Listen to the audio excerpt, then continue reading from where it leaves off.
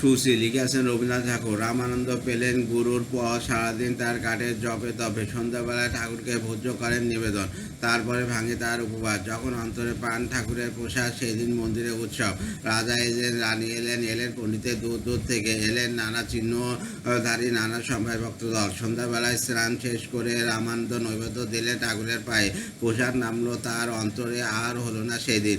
এমনই যখন দুই সন্ধ্যা গেল কেটে, হৃদয় রইল শুষ্ক হয়ে, গুরু বললেন মাটিতে ঠেকিয়া মাথা, ঠাকুর কি অপরাধ করিয়াছি? ঠাকুর বলিলেন, আমার বাস কি কেবল বৈকুণ্ঠে?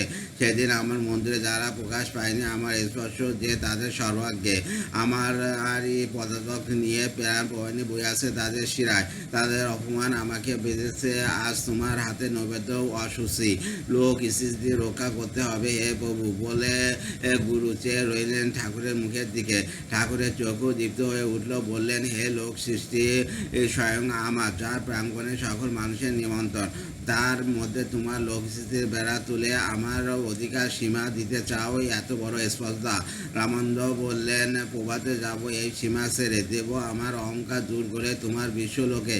তখন রাত্রি 3 প্রহর, আকাশে তারাগুলি যেন ধ্যানমগ্ন। গুরু নিদ্রা গেলে ভেঙে শুনতে পেলেন, সময় হইয়াছে, ওঠো, প্রতিজ্ঞা পালন করো। রামানন্দ হাত জোড় করে বললেন, এখন রাত্রি গভীর, পথ অন্ধকার, পাখিরা নীরব, প্রভাতের অপেক্ষায় আসছে। ঠাকুর বললেন, প্রভাতকে রাতের অবসানে যখনই এই চিত্র জেগেছে, শুনিয়াছে বাণী, তখনই এসেছে প্রভাত, যাও তোমার ব্রত পালনে। রামানন্দ বাহির হইলেন পথে একাকী, মাথার উপরে জাগে ধ্রুব তারা। পার হয়ে গেলেন নগর, পার হয়ে গেলেন গ্রাম, নদীর তীরে শ্মশান চন্দ্র সাবে ব্যাপিত। রামানন্দ 2 হাত বাড়িয়ে তাকে নিলেন বক্ষে। সে ভীত হয়ে বলল, প্রভু, আমি চণ্ডাল না বা আমার নাম হেও আমার প্রবৃত্তি, অপরাধী করবেন না আমাকে। গুরু বললেন, অন্তরে আমি মৃত, অচেতন আমি, তাই তোমাকে দেখতে পাইনি এতকাল, তাই তোমাকে এই আমার প্রয়োজন, নইলে হবে না মৃতের সৎকার। চললেন গুরু আগিয়ে, ভোরের পাখি উঠল ডেকে, অরুণ আলোয় চোখ তারা গেল মিলিয়ে। কবির বসেছেন তার প্রাঙ্গণে, কাপড় বুনছেন আর গান গাইছেন গুনগুন স্বরে। রামানন্দ বসলেন পাশে, কণ্ঠ তার ধরলেন জড়িয়ে। কবির ব্যস্ত হয়ে বললেন, প্রভু, জাতিতে আমি মুসলমান, আমি জোলা, নিচ আমার বৃত্তি।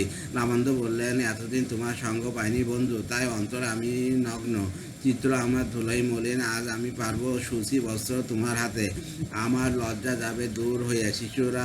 শিশুরা খুঁজতে খুঁজতে এলো সেখানে, ধিক্কার দিয়ে বলে, এ কি করলেন প্রভু? রামানন্দ বললেন, আমার ঠাকুরকে এতদিন যেখানে হারিয়েছিলুম, আজ তো তাকে সেখানে পেয়েছি খুঁজে।